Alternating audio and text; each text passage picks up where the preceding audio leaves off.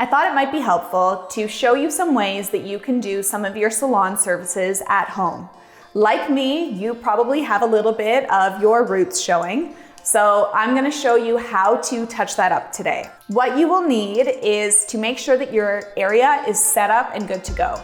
Contact your hairstylist and make sure that they can drop off hair color to you versus going into a drugstore and purchasing a box hair color. It's really important to make sure that you're staying in touch with your hairstylist because they would love to hear from you. So I've gone ahead and I've already done that. I have mixed my hair color and I've set up my station, if you will, so that I can do this appropriately. First things first is I am dressed appropriately for doing my own hair color. You can wear an old t-shirt, something that has sort of a neckline that you can pull either over your head easily or under. If you don't want to wear an old t-shirt, you can also use an old towel, or if you're lucky enough, you can also drape yourself with a cape. I'm gonna stick to just a t-shirt. I also have myself set up with numerous mirrors. So I have a mirror in front of me. I have a handheld mirror where I can get in closer. And then I also have this mirror behind me so that I can see the back of my head while I'm working. I'm going to detangle my hair first.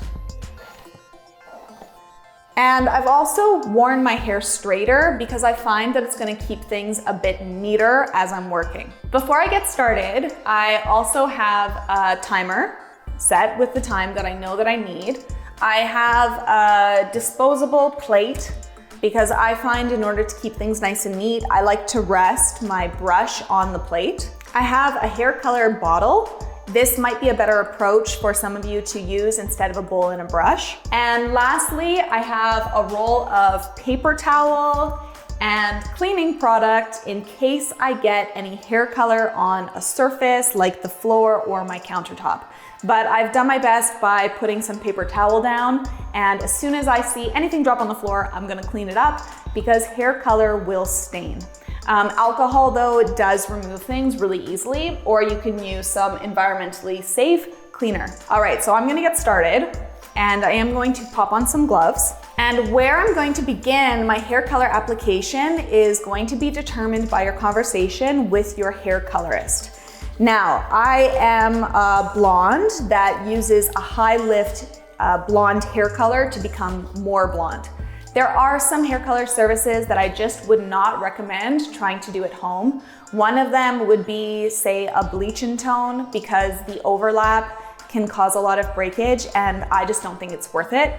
For those of you that are working for gray coverage, you're going to want to begin your application at the front. And a lot of what I'm gonna be doing will apply to all hair color applications. So to get started, I'm going to first subsection my hair. And what I mean by that is I'm gonna work with a center parting and just to the top of my ear, I'm gonna comb the rest out of the way and I'm gonna clip that. And doing the same thing on the opposite side, combing to my ear, and clipping that out of the way.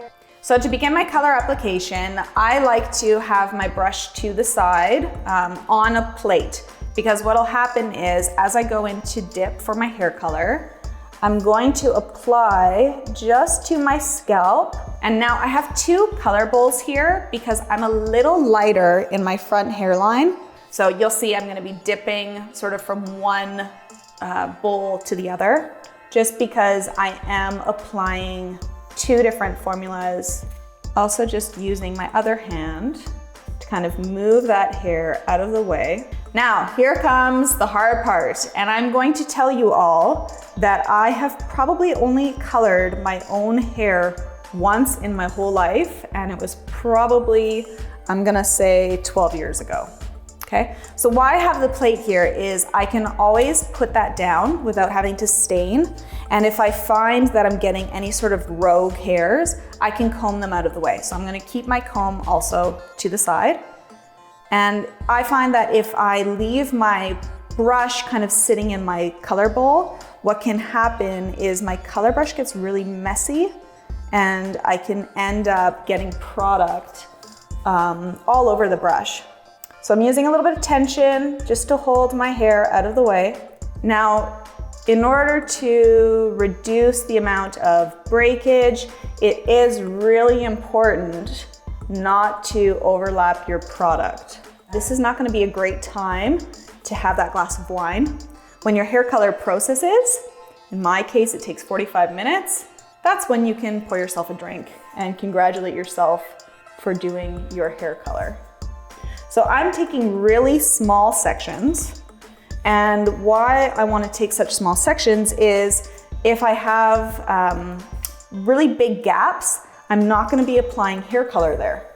And it's important that my sections are small enough so that I can get everything. Now, I do have sort of a slight advantage where I pretty much am very ambidextrous. So say I was only able to use my right hand, I would be kind of coming in like so. If I was left-handed, I'd be coming in like so. And when you find that maybe even with the back of your brush you can't section off, I can always reach for my comb. So the amount of product that's going on my brush isn't a lot, because if I have too much product on my brush, that's when you're gonna start to get dripping. And you can even have too much product that it will expand and you'll get what hairstylists call overlap. Okay, so just kind of getting closer to the ear. Now, if you're someone that's concerned about gray coverage, what's great about this application is where most people gray is along the temple and sort of through the front. So by doing your color application starting at the front, you're going to be able to really make sure that there's more time for the hair color to process in those gray areas.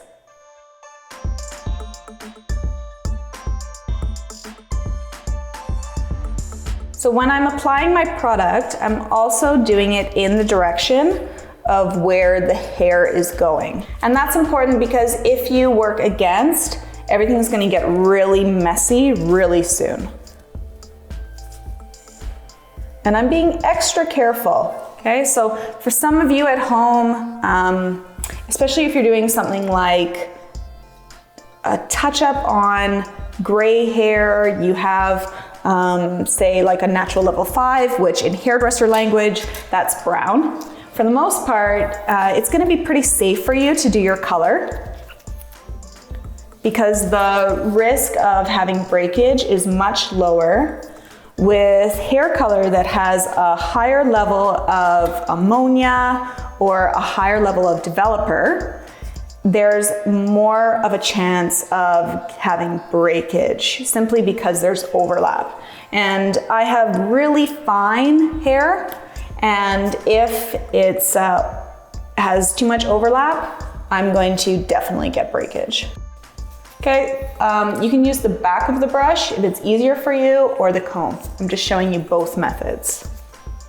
So whatever is better. I also thought it was important to start at the front of the head because let's face it, when you're doing this application, your hands are gonna get a little bit tired, or your shoulders. I've also got a little blob of hair color here. So what I'm doing with this paper towel is I'm just gonna wipe that off where I don't want any overlap. And why that's important to remove right away is I can get, also with my hair color, you can see it's kind of this violet purple color. That's because there's hair pigment in there, or sorry, there's pigment in there to reduce the amount of yellow that's gonna naturally come out. So don't be afraid of that. My hair color likes to process, and when it does, it's blue or violet. But I also need to be careful of any sort of overlap, because if I overlap this product on the hair that's already been colored, I can end up with sort of a blue violet root for a week or so. Okay, so getting to the ear, and then I'm gonna kind of turn that over.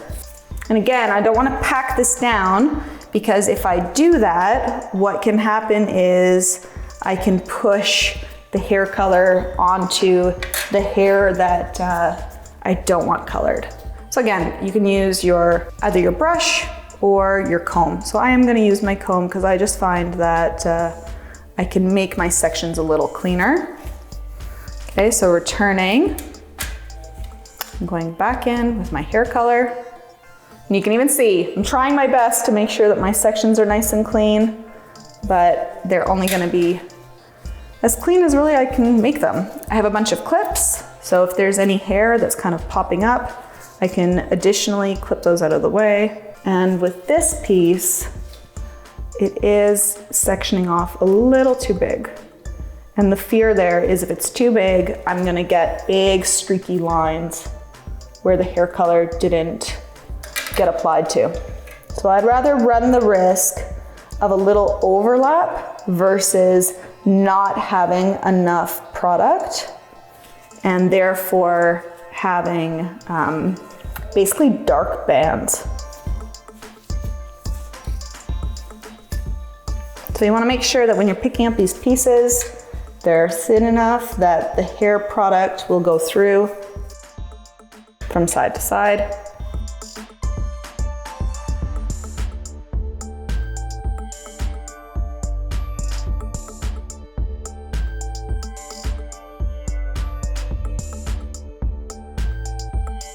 So use your opposite hand to really just hold that hair down. I don't want to use too much pressure or I can get hair color pushing through this area.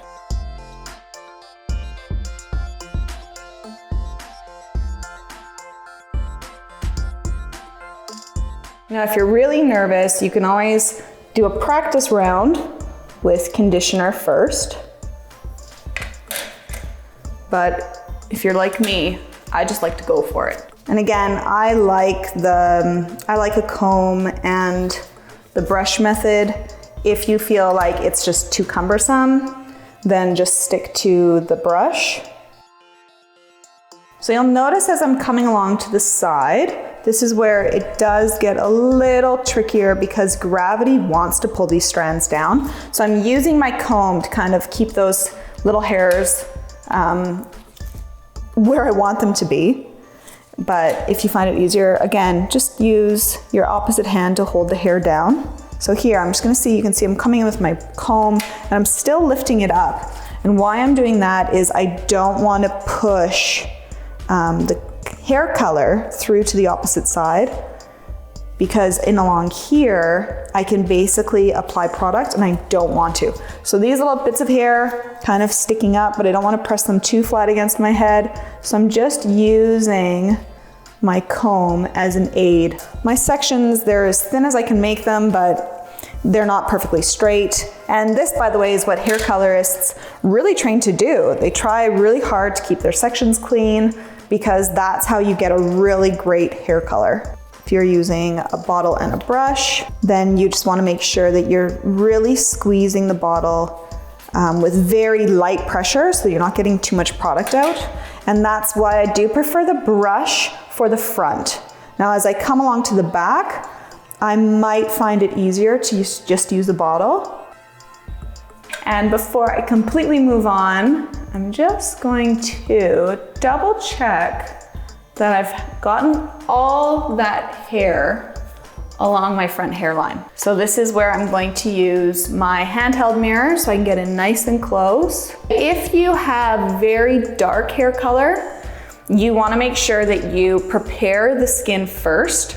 So you could put a little bit of conditioner along the hairline,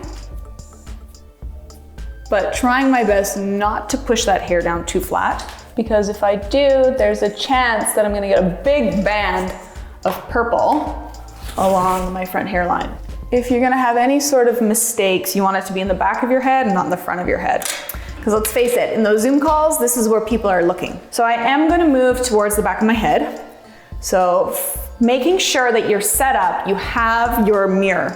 I can start my application working from the top, pulling all of the hair up, or I can start at the bottom and then basically slowly working towards the top of the head. And I'm gonna start at my crown because I'm a little darker here. So I wanna make sure that this area has some time to process. So using my clips, getting that hair out of my way,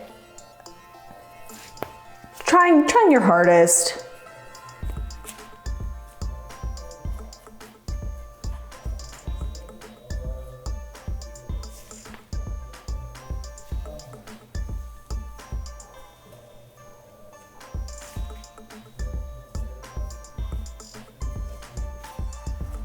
don't rush yourself.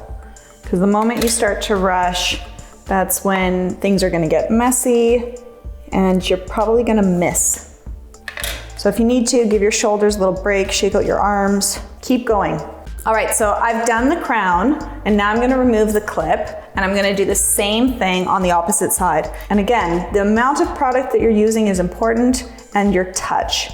You don't want to use too much pressure because if you use too much pressure, you're going to really flatten that hair color into areas that you don't want it to go.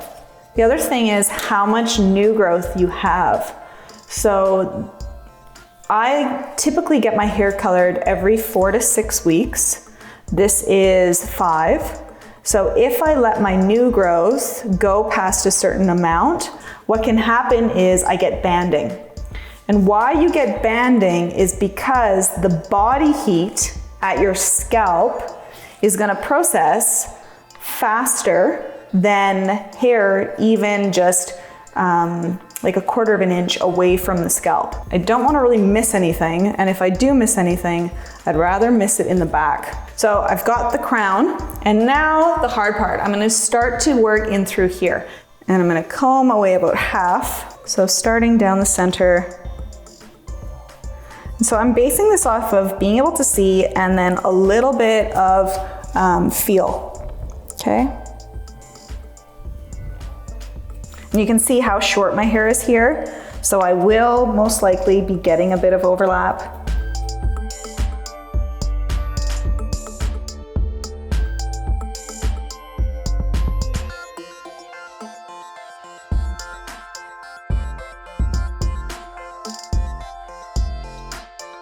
Okay, so once I've got everything on that one side, again, moving that hair out of the way, and I'm gonna do the opposite side. So again, returning back to that center point. All right, so I finished the back. So lastly, I'm just gonna double check, make sure that if there's any product that's moved away, which sometimes happens as the hair color processes, it's gonna kind of pull off.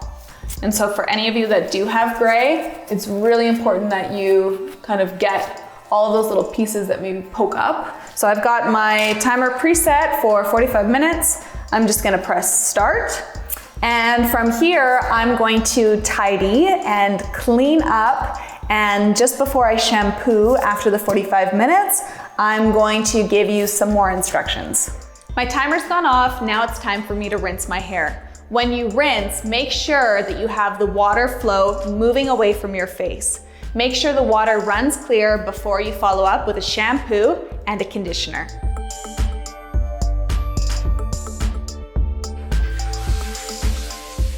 So I've dried and styled my hair and you can see the results. They're not bad, but they will definitely not replace my hairstylist. But hopefully this will get you by until you're able to see your hairdresser.